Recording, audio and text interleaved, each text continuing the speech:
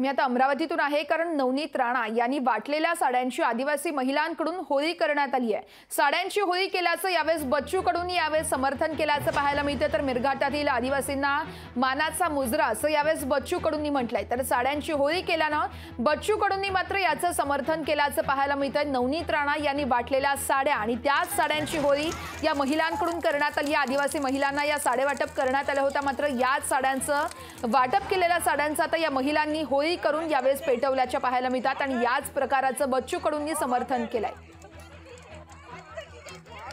17 रुपयाची 20 रुपयाची साडी वाटून लोकशाहीचं पतन करणारी लोक काही तयार होत असेल तर त्याचं पतन हनन आपण केलं पाहिजे।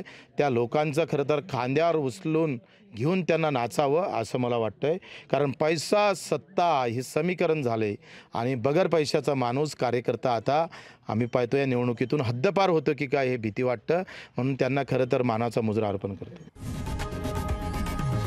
लोकशाही मराठी ऐका, पहा, जागरूक रहा।